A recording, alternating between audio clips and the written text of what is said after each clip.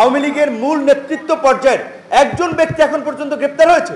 শেখ পরিবারের এত লোক একজনও গ্রেপ্তার হয়নি। অথচ আমরা কোনো উপদেষ্টাদের সাথে মিটিং করেছিলাম 1 মাস আগে, তখন শুনেছিলাম ওবায়দুল কাদের এবং এই গণহত্যার অনবদা এই কিলিংয়ের মাস্টারমাইন্ড আসাদুজ্জামান খান কামাল তিনি গ্রেপ্তার হবেন, কিন্তু এখন পর্যন্ত কিন্তু তার অগ্রগতি আমরা দেখিনি।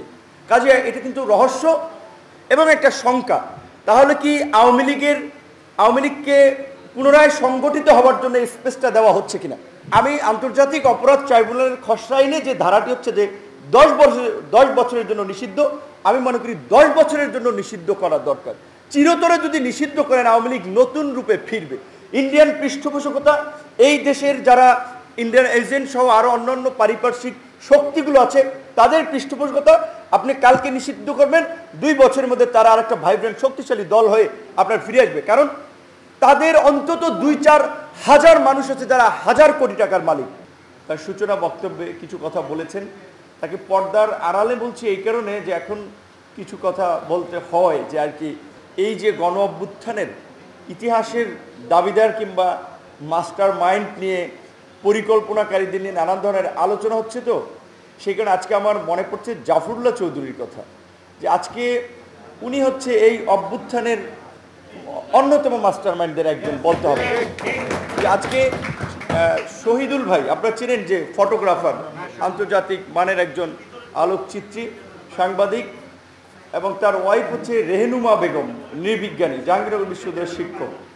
তো শেখ হাসিনা যখন আমাদের গণতান্ত্রিক আন্দোলন সংগ্রামকেও বারবার উস্কানি বলছেন, যেটা অনেকের উস্কানি, এই কারণে শিক্ষকদের আন্দোলন হচ্ছে, ছাত্রদের আন্দোলন হচ্ছে, তখন ওনারা একটা প্ল্যাকার্ড লিখেছিল যে আমরা গণতন্ত্রের উস্কানিদাতা।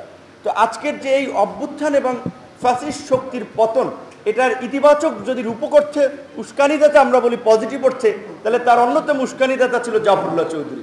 কারণ উনি আমাদেরকে সবসময় ডেকে বলতেন, কি করতেছো তোমরা, ইয়ং মানুষ, রাস্তায় নামো না কেন, ছাত্রদেরকে ডাকো, উলফাতকে ডাকো, সাকিকে ডাকো, মান্নাকে ডাকো, অমুককে ডাকো। সব সময় দেখা হলেই তারা দিতেন আন্দোলন সংগ্রামে। এবং অসুস্থ একজন মানুষ ডায়ালাইসিস অবস্থায় হসপিটাল থেকে যে কারো প্রোগ্রামে চলে আসতেন।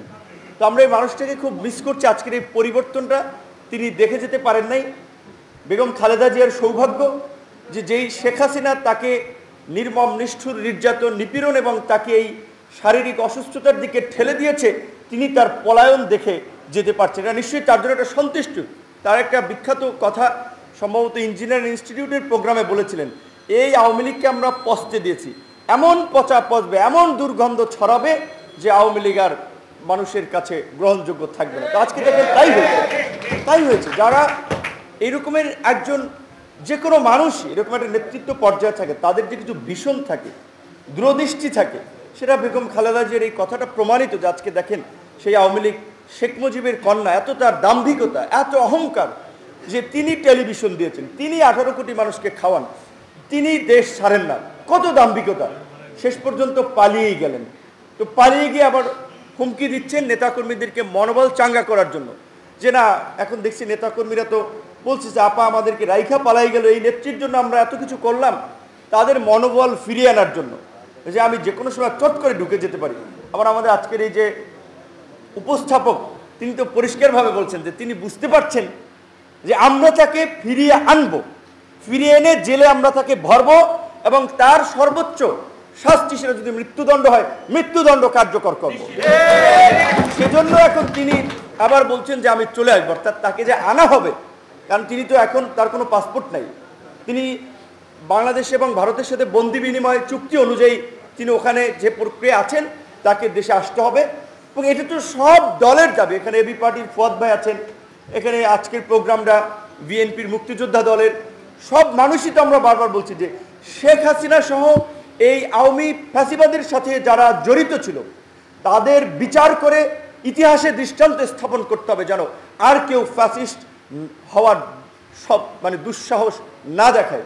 একটা কথা, এখন অনেক কথা বলা একটু ডিফিকাল্ট, কারণ ওপেন প্ল্যাটফর্ম, সোশ্যাল মিডিয়া থাকার ফলে, বিশেষ করে আমরা যেহেতু একটু রাজনীতি করে নিজেদেরকে গড়ে তোলার চেষ্টা করছি, ছোটোখাটো কথা মানুষ সহজে বিতর্কে ফেলে দেয়, নানানভাবে একটা বিব্রতকর পরিস্থিতি তৈরি করে। এখন আমি যদি বলি, আপনি যদি বলেন যে আওয়ামী লীগকে কি চিরতরে নিষিদ্ধ চান কিনা, আমি ব্যক্তিগতভাবে বলবো না। আমি আন্তর্জাতিক অপরাধ ট্রাইব্যুনালের খসড়া আইনে যে ধারাটি হচ্ছে যে 10 বছরের জন্য নিষিদ্ধ, আমি মনে করি 10 বছরের জন্য নিষিদ্ধ করা দরকার। চিরতরে যদি নিষিদ্ধ করেন আওয়ামী লীগ নতুন রূপে ফিরবে। ইন্ডিয়ান পৃষ্ঠপোষকতা, এই দেশের যারা ইন্ডিয়ান এজেন্ট সহ আরও অন্যান্য পারিপার্শ্বিক শক্তিগুলো আছে তাদের পৃষ্ঠপোষকতা আপনি কালকে নিষিদ্ধ করবেন, 2 বছরের মধ্যে তারা আর একটা ভাইব্রেন্ট শক্তিশালী দল হয়ে আপনার ফিরে আসবে। কারণ তাদের অন্তত 2-4 হাজার মানুষ আছে যারা হাজার কোটি টাকার মালিক। একজন টাকাওয়ালাই কালো টাকা কেউ গ্রেপ্তার হয়েছে? আওয়ামী লীগের মূল নেতৃত্ব পর্যায়ের একজন ব্যক্তি এখন পর্যন্ত গ্রেপ্তার হয়েছে? শেখ পরিবারের এত লোক, একজনও গ্রেপ্তার হয়নি। অথচ আমরা কোনো উপদেষ্টাদের সাথে মিটিং করেছিলাম 1 মাস আগে, তখন শুনেছিলাম ওবায়দুল কাদের এবং এই গণহত্যার অনবদা এই কিলিংয়ের মাস্টারমাইন্ড আসাদুজ্জামান খান কামাল তিনি গ্রেপ্তার হবেন, কিন্তু এখন পর্যন্ত কিন্তু তার অগ্রগতি আমরা দেখিনি। কাজে এটা কিন্তু রহস্য এবং একটা শঙ্কা। তাহলে কি আওয়ামী লীগকে পুনরায় সংগঠিত হওয়ার জন্য স্পেসটা দেওয়া হচ্ছে কিনা? কিন্তু কোশ্চেন আমাদেরকে ভাবতে হচ্ছে। দিল্লি সহ পার্শ্ববর্তী দেশের যে সমস্ত শীর্ষ সন্ত্রাসীরা পলাতক ছিল ঢাকায় ঢুকেছে, জেলখানা থেকে শীর্ষ সন্ত্রাসীরা মুক্তি পেয়েছে। এখন তো আমাদের জন্য অনিরাপদ হয়ে যাচ্ছে এই শহর, যেটা দেখতেছি। কারণ আমরা যে এই যে সন্ত্রাসীদের বিরুদ্ধে কথা বলছি, আওয়ামী লীগকে বিচারের মুখোমুখি করার জন্য কথা বলছি, এখন তো যদি তাদেরকে গ্রেপ্তার না করা হয়, তাদের বিরুদ্ধে যদি শাস্তিমূলক পদক্ষেপ না নেওয়া হয়, তাহলে তো আমাদের লাইফ এখানে অনিশ্চিত হয়ে যাচ্ছে। সুতরাং আমরা সরকারের প্রতি আহ্বান জানাবো, মুক্তিযোদ্ধা দলের আজকের এই প্রোগ্রাম থেকে মুক্তিযোদ্ধারাও চায়, আমরাও চাই এই ফ্যাসিস্ট শক্তিকে বিচারের মুখোমুখি করে এবং যারা এর মদত দিয়েছে তাদেরকে অনতি বিলম্বে, তাদের প্রত্যেককে যারা দেশে আছে দ্রুত সময়ের মধ্যে তাদেরকে গ্রেপ্তার করুন। মুক্তিযোদ্ধাদের আজকের এই বর্তমান প্রেক্ষাপটে রাষ্ট্র বিনির্মাণে আমি দুটো কথা বলতে চাই। প্রথম হচ্ছে যে আজকে বাংলাদেশের বয়স 53 বছর, অর্ধশতক পেরিয়ে গেছে। এখন পর্যন্ত মুক্তিযুদ্ধে শহীদদের প্রকৃত সংখ্যা এবং তালিকা 53 বছরে কোনো সরকার করতে পারেনি। উলফাত ভাইদেরকে আমরা অনুরোধ জানাবো, হাফিজ সাহেব আছেন, এটা যেহেতু একটা interim government, non political government, তাদের মাধ্যমে আপনারা সহযোগিতা করে মুক্তিযোদ্ধাদের একটা সঠিক এবং নির্ভুল তালিকা করেন। একই সাথে এই যে ভুয়া মুক্তিযোদ্ধা হিসেবে যারা বেনিফিশিয়ারি হচ্ছে তাদেরকে চিহ্নিত করে সঠিক মুক্তিযোদ্ধাদের উপযুক্ত সম্মান যারা এখনো অবহেলিত, বঞ্চিত, সেটি আপনারা নিশ্চিত করেন। মুক্তিযুদ্ধের যে আকাঙ্ক্ষা ছিল যে বৈষম্যহীন গণতান্ত্রিক মানবিক বাংলাদেশ বিনির্মাণ করা, যেখানে সাম্য, মানবিক মর্যাদা, সামাজিক সুবিচার থাকবে, গত 53 বছরে সেটি নিশ্চিত হয় নাই। কাজে এটাকে আপনারাই দ্বিতীয় মুক্তির সংগ্রাম বলছেন, দ্বিতীয় স্বাধীনতার সংগ্রাম বলছেন, আমরা সেটার সাথে একমত হয়ে বলছি। তাহলে এই দ্বিতীয় মুক্তিযুদ্ধের পর যেন আমরা সামাজিক সুবিচার, মানুষের মাঝে সাম্য, জাতীয় ঐক্য এবং সংহতি প্রতিষ্ঠা করতে পারি।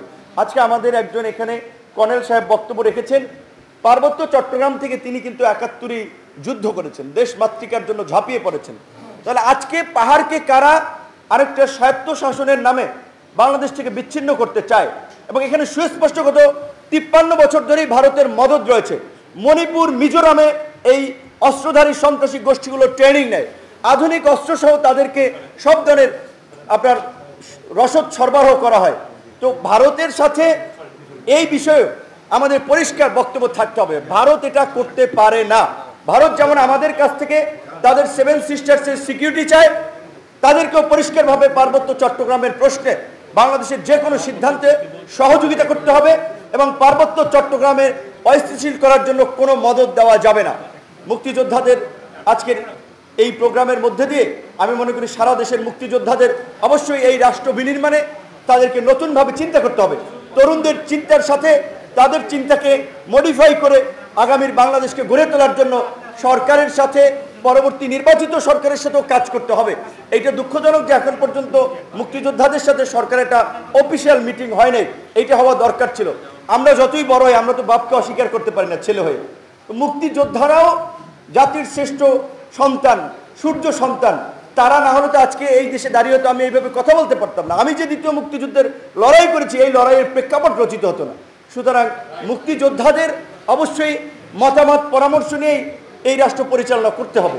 সরকারের বেশ কিছু বিষয় নিয়ে আমি নিজে অনেক সমালোচনা করছি, কিন্তু আবার একটা বিষয়ে এটাও সত্য যে 2